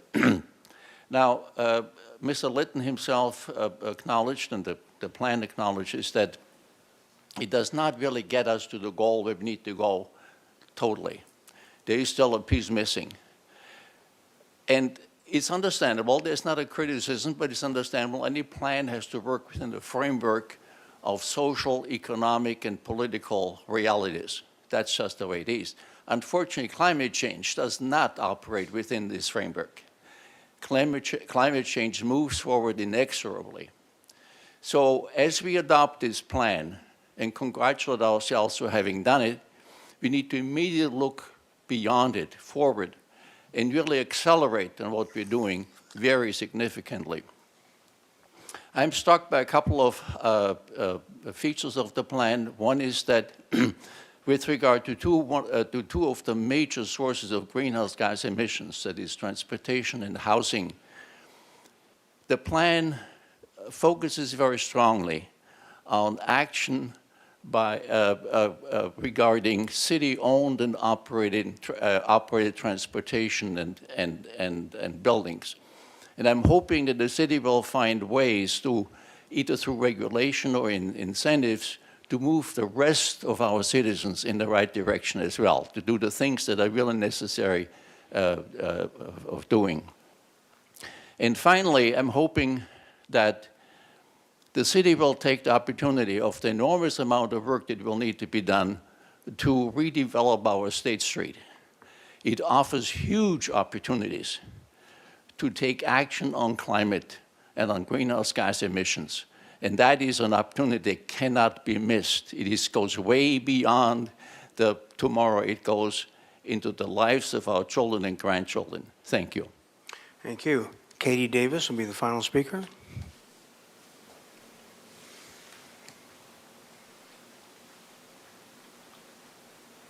Nice of you to give me the final word in this room. I'm Katie Davis. I'm chair of the Santa Barbara Ventura chapter of the Sierra Club and vice chair of Sierra Club California, and supporting the CAP. When I got into this climate advocacy work, I was worried about the future and my kids, but increasingly I'm feeling the effects now. I keep getting warnings on my phone about extreme heat this week. It's going to be 98 degrees in Goleta on Friday, apparently. And it was this week in July, a few years ago, that extreme heat that broke temperature records on the South Coast triggered the Holiday Fire, which was a power line that burned down most of the houses on my street. And that happened near my house, so we had no warning. So I had ran out with nothing, and I could have lost everything. The fences around my house burned, but our house survived. So we are absolutely feeling it. And the next 10 years are so critical in terms of action. And Santa Barbara is a small city, but you're a globally recognized city. And I want to emphasize this ripple effect. When Santa Barbara adopted the 100% renewable energy by 2030 goal back in 2017, you were early. You were like the 30th city in the country. But After that, all these other cities locally did. Now, then the Central Coast Community Energy, which then incorporated Carpentry and Goleta, adopted that. So now we've got 5 counties with that ambitious 2030 goal. California then was like, okay, all these little cities are doing it. We'll adopt 100% renewable energy goal. 23 states now have adopted 100% clean energy goals, and District of Columbia and Puerto Rico, representing 53% of the U.S. population. So we do play a role. Another example, when you adopted it, building electrification, and you had a fight with SoCalGas because they didn't like it. We educate a lot of people. I was not on 1, but 2 national podcasts about that fight. And the state ultimately adopted some rules around utilities using ratepayer money to fight climate action. So Santa Barbara plays a key role. And on that topic of building electrification, because it's so important in this, and methane gas is critical. Right now, the state is deciding whether to grant SoCalGas ability to spend like $500 million or more on a new compressor station in Ventura to send us more gas, to store it in the La Goleta gas storage facility near the airport, near the Santa Barbara airport, underlying UCSB, critical infrastructure. So we'd increase gas storage there, and that poses a risk at all times, because Aliso Canyon is a similar storage facility that had a huge climate disaster there. 48,000 people sued, billions of dollars of costs, huge impacts. It would shut down schools. It gets a risk. It's really important if we can show that we can electrify this region more rapidly, and we don't need to put these major fossil fuel investments in, and don't need to store more gas under our critical infrastructure. And you should keep that regional and statewide aspects in mind as well as we do this work. Thank you for passing this plan. Thank you. And just to confirm, Madam Clerk, there are no speakers online with hands raised. There are no speakers online. Okay, very good. We will come back to council for comment. First up is Ms. Sneddon. Thank you, Mayor Rouse. I apologize ahead of time. I think I'm going to get a little emotional, actually, in this moment. And just indulge for a moment. You know, with this climate action plan, the very first step was assessing the need and the acknowledgement right off the bat that climate change is real, extreme weather is real, natural disasters are an increasing threat to the fabric of not just our community, but global community. We're seeing it firsthand. And we didn't just assess the need and stop there, but then we set goals to lead by example, to aggressively pursue solutions, and recognizing that setting goals is not enough without a plan. Now there's this framework to get there. And this framework is set up the way that science is set up. First, assess, come up with a plan, reassess, adjust, keep moving forward. To the comments or questions about models or how does this fit into a formula, that's what science does. It makes models and then it assesses those models and says, are we on this track, are we not on this track, and how quickly do we need to accelerate to get back on track? With each year, each month having record floods or record heat or record ice melt. We're not seeing that any of these are not being confirmed. We're just seeing more acceleration of what we already are seeing. So these goals and this plan, it's flexible, and it's set up to be flexible and adaptable and bold. This is the framework we need. It's not a minute too soon. This is just an incredible day. The time is now, and not just setting policies in a silo of a department, but recognizing that this is the hub of a wheel with spokes that touch all departments within our organization and tying together policies within each of those departments. This is really a driving mechanism to make real change when we're involving the whole organization and not just one separate department.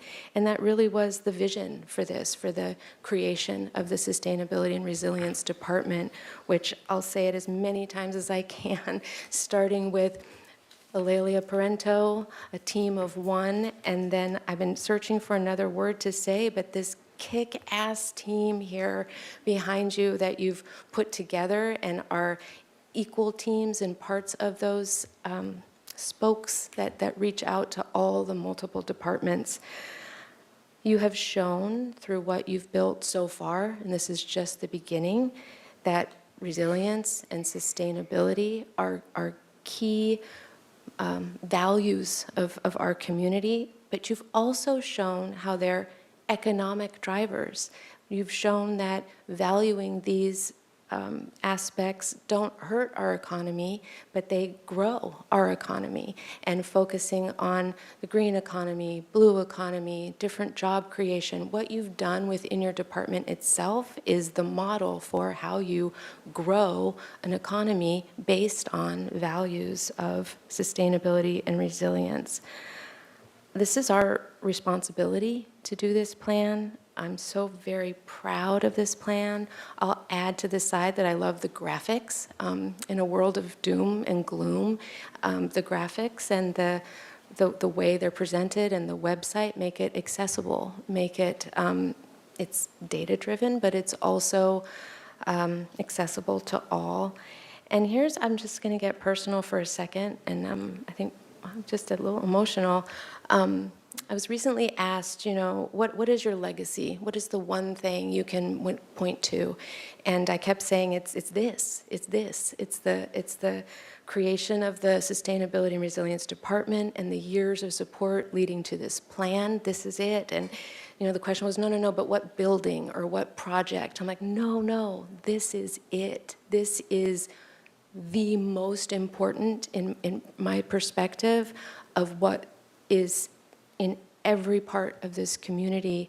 And when we look at who climate change and extreme weather impacts, it's everyone. It's every single one of us. And as the public speaker mentioned, and then, you know, also the disproportionate impacts to those who are already struggling with housing or struggling with income or health or mental health. But climate change impacts create those struggles in addition. They don't just make them worse where they already exist. In many cases, they create these issues. So this is the legacy. This is everything.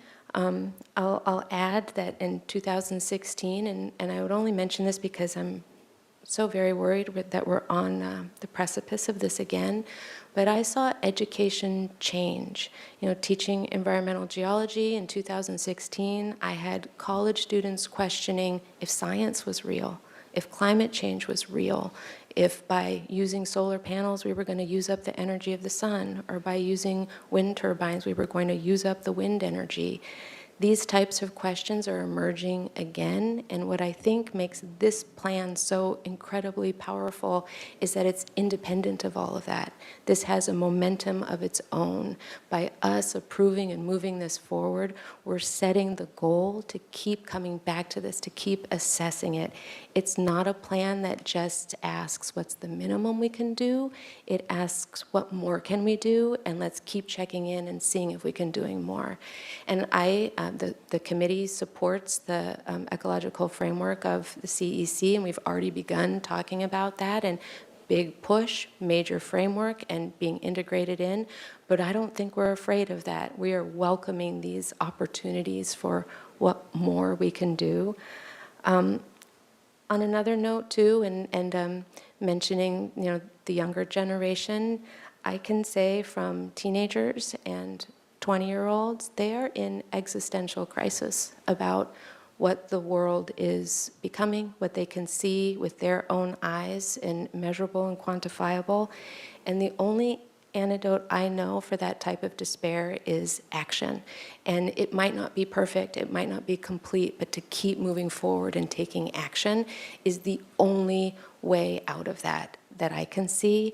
And this gives me hope. I think it gives the community hope, setting this forward as our goals, and it also gives us accountability. It's measurable, quantifiable, and again, based on science. So as a personal note, I'm at your service for life, long after any time in office. This is what you are doing, and making this part of the framework of the organization, of the whole community, is, I think, really the most important work that we can be doing. And I'm be really happy to move the staff recommendation to move this forward. Very good. Mr. Friedman.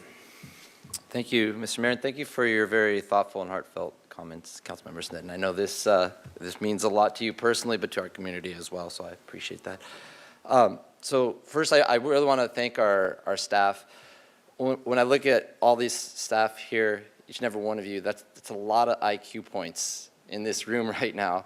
So I'm hoping that you all meet me for Dargan's for quiz night sometime, and have a couple beers and talk about this. So, but what I really wanted to talk about, just somewhat briefly, will be the why. I think the mayor was kind of getting there. Why is it important at this local level when we are literally if you threw a pea in the ocean, that's probably the amount of carbon that we're contributing, our city is contributing to the global emissions. And so why is it important to do that? Well, I want to give some additional stats that kind of help frame the issue, and I appreciate the stats, Mr. Lindet, and stuff that you put in there. But today, Hurricane Beryl was the first Category 5 hurricane in the Atlantic this early. And it's kind of, that says a lot right there. But I was reading from some websites from NOAA that CO2 is now more than 50% higher than it was in the pre-industrial revolution, which was about 280 parts per million. And right now, on average, it's somewhere around 420 parts per million. And since that time, this is 200 years or so, we've added 1.5 trillion. I don't even know how to count. I don't even know what comes after a trillion. But 1.5 trillion tons of CO2 into the atmosphere. So that's a lot of greenhouse gas emissions. And the other interesting part about this is that if you took away, this comes from climate.gov, if you actually took away the 280 parts per million of carbon dioxide in the atmosphere, there wouldn't be enough in the Earth's atmosphere to heat the planet, and so the temperature would never get above freezing. So when people say, well, what does it matter if it's 100 parts per million out of 100 out of 100 or out of a million? That's why it matters, because the difference between 0 and 280 is the difference between us living in a freezing planet versus living in what we have now. And again, this is all on NOAA, climate.gov. That's where I got these from. So this is where I got them from. So right now we're at 420 parts per million. And if you were to take, someone referenced Councilmember Harmon's young child there today, born this year. The average life expectancy in the U.S. is slightly less than 80 years right now. And if you were, so for every baby born now, if you were to add 2 parts per million every year, which is about what we're doing, from 2022 to 2023 was actually closer to, it was 2.8. So born today, 80 years from now, it's about an average life expectancy. That's another 160 parts per million, which gets you to doubling the amount of carbon in the atmosphere for the kids who are born today or this year. And again, 280 is the difference between a freezing and a non-freezing planet. So the stakes are pretty high. And so again, getting back to why is it important we take these actions locally?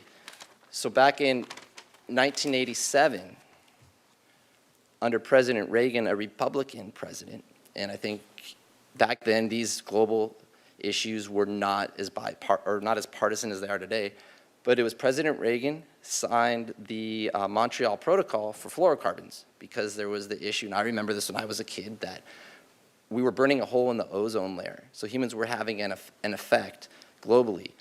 And then, and I got this from a Political article, for anyone who wants to reference the sources that came out in 2018, talking about the 1987 Montreal Protocol.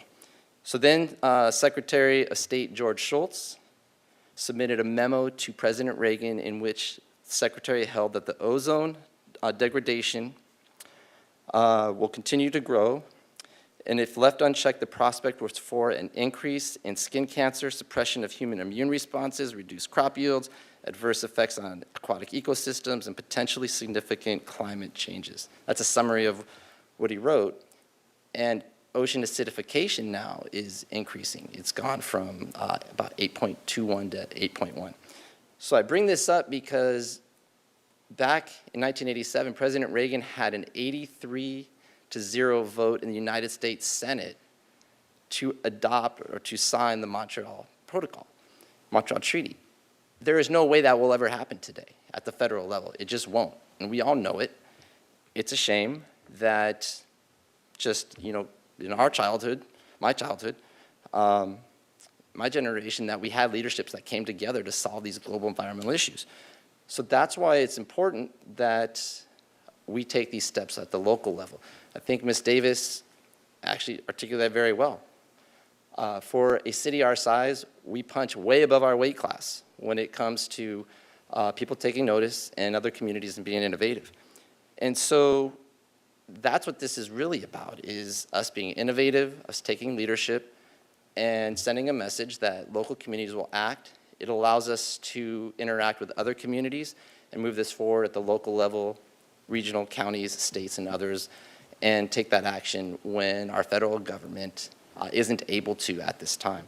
So that's why this plan is important on a larger policy scale, and I am glad to support it and appreciate all the work that's gone into it from the community and everybody else. And hopefully we will send the message that there is a way forward and there are a lot of positives we can do. In the meantime, just as nobody's complaining that in 1987, 83 vote of the Senate and President Reagan signed that protocol, I think we're all better off with the ozone layer. So thank you. Ms. Harmon. Thank you, Mr. Mayor. A lot's been said already by my colleagues, so I'm going to just make 3 very brief points. But as a member of the Sustainability Committee, I didn't want to let this opportunity pass. First and foremost, as both our colleagues have done, to just say a true, sincere thank you for the work that's been done for this plan. I think it was clear in the presentation today just how effective you are in your ability to communicate the why, the how, the purpose, the future of this plan. It shows the amount of work that has gone into that. So I really sincerely appreciate it on my behalf, on his behalf, and on behalf of everyone. So thank you very much. The second thing, and Eric touched on this, Councilmember Friedman, toward the end of his comments. I spend a lot of time traveling the state listening to coastal communities talk about their sea level rise adaptation plans in particular, and in that context, often conversation touches on climate adaptation and how different communities are dealing with or intend to deal with climate change through that lens in particular. And I just have to say I'm continually struck when I think about our plan how Santa Barbara is at the forefront of that conversation. And this action today is cementing and solidifying, in my view, our place as a leader, I think more broadly than California, but my experience specifically is here in this state as a leader in that area. And I am proud to be part of that work with you and to continue to uphold Santa Barbara's legacy as a leader in the environmental movement. So very grateful for that. And finally, very briefly, just wanted to say, I think it was Mr. Allen who articulated, there's a lot of big things to come, and I'm so excited for that, for these big things, V2X in particular, the environmental framework. These are really exciting things, and it's an exciting moment to be, particularly in government, thinking about ways that we can implement these new innovative ideas. And so proud and grateful to have this team doing that thinking for and with us, and we'll be proud to be voting yes today. Ms. Gutierrez. Thank you, Mr. Mayor.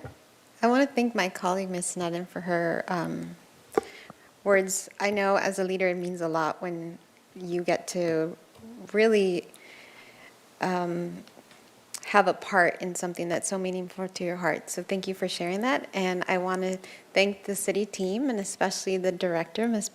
Parento, because it really shows your leadership. And I really like when department heads brings their staff that works on their presentation. So thank you so much for being that type of leadership that really uplifts her team. I am not an expert in this field, but I really, really appreciate the communication and especially in the community when the first language is not English, or, you, day to day, you're just trying to survive in this city.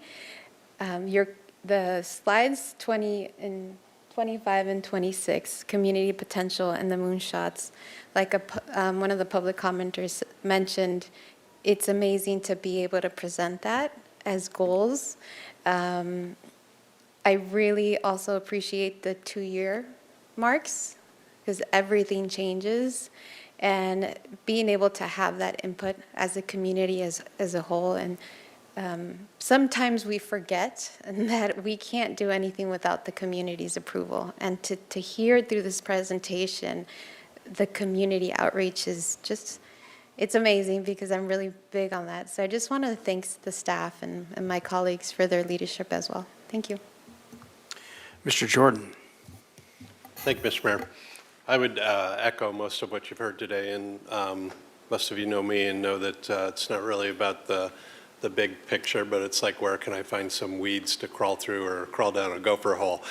I hear John Justice behind me like saying, yeah, get out of there really quick, right? And that's what it is for me. And, I really want to say thank you to Carl, Dennis, and Katie for coming in today, but I also want to tell you it doesn't end when you walk out of here today with an accomplishment, that the work is to engage those who aren't engaged, whether it's where's Mike's gopher hole that he wants to go down and ask questions, or it's all the gardeners out there, burning the worst type of fuel-laced oil weed blowers every day, and how do we bring those people along in a complicated, expensive, long-term, comprehensive plan like this? And frankly, some of that work has to fall on not us, because we talk office talk, and somebody has to figure out a way to talk people talk out there. And historically, I will just tell you, from my standpoint, that has not been a strong point of our community partners, is they need to be, the community partners we have out there need to do a better job engaging at the person-to-person level, out in the street, at the user level, and move this forward. It's a bad year. Just seems like everything's a dollar. Everything's a dollar sign right now to everybody. And so it's a great accomplishment, but I think our work is cut out for us. Thankful to hear Kristen say, really like the graphics, and I didn't have to say, I really like reading comic books better than I like reading water rate structured reports. I think these are really good, specifically the integration of like just normal little graphics of people and whatever else, that kind of thing. That's more of what I'm talking about, how you relate to normal people rather than, all these colors are probably not the city's normal PowerPoint structure. I've fought this battle before, so I know that that was probably some fun right there. And I think that's what makes it new and attractive and something to look at. So happy to support this. Welcome again, Mr. Litton. I think a great grab for this city and department. And then you've already used up that goodwill by stealing Timmy Bolton from community development. So you're right back to even, and you have some work to do there. So, but thank you very much for a great report and a body of work. Thank you, Mr. Mayor. All right, very good. Good comments for everybody. So going back to my thing about getting public buy-in is so important, and I hope is going forward as we adopt this plan, that the strategy isn't necessarily going to be by doing it by government fiat. It's going to be by getting cooperative program in mind, because people like us like to pass ordinances and go, look what I did. We walk away and we're gone. And the ordinances are either ineffective, or they get changed, or they become outdated. And frankly, and we proved this with our water consumption, where we asked people, rather than hire water cops, which was proposed for about a $3 million budget, we said, what if we just ask people? And the people saved so much water that we had to ask them to please use some water. We were out of money. But the public perception is different. And I've got a good friend of mine who happens to be the mayor of Sausalito, and she runs a sea level rise consortium. So we talk a lot. She's kind of a force. She's going to actually run for lieutenant governor, I think. But anyway, but we were talking about the difference between the NOAA figures on sea level rise by 2100 and the Berkeley study. And it was just, it was like 11 inches versus 6 feet or whatever. I'm going, this is the kind of thing, who knows who's right, wrong? It's all a model. Everybody hates hearing this, but I was an environmental studies major 50 years ago, and we had models that were really not a whole lot different, frankly. But the thing is when there's it's like predicting the weather. It's such a dynamic thing that you can't say with certainty. And this is why I was just kind of picking on your models a little bit there, Jefferson, just because it's a model, and you got to have something to base things on. And this is why, once again, I encourage this program and this campaign of credibility, because once again, everybody in this room is sitting around we're all sitting around the campfire making s'mores and saying kumbaya. That's great. When you go out in the field, you're going to find a whole different set of circumstances and a lot of cynicism. And as like Eric pointed out, we're really divided just in terms of the red coat, blue coat nature of the country right now. So the key won't be to sit there and use hyperbole and use extremes to make our point. The key will be to understand and respect everybody's lifestyles and try to make a common kind of blending that lets us go forward into the future, because I think that is just as important as anything, because we can throw these numbers up all day long. And once again, they're models. And then they can create the point of argument. So I think getting us together on the same page and why it's great to have a sustainable department and great to have the CEC right downtown. I mean, doing all these things we have together is helping that communication go forward. So we have to make sure we don't exclude people, and we have to include people and listen as we do this going forward. So with that, I believe Ms. Sneddon began, or did you make a motion? I made a motion. Is there a second to the motion? I'll second. That's going to be Mr. Friedman. Okay, very good. May we have the vote? Do we know what the motion is? Does everybody understand the motion? Yes, we do. That'd be a first. There it is. So we have a motion by Councilmember Sneddon, seconded by Councilmember Friedman for the staff recommendation. Please cast your vote.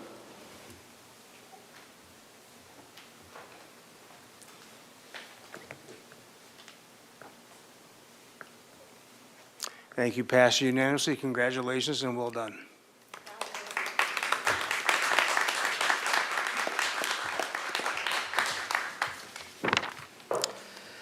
Okay, any council or staff communications or council member engagements?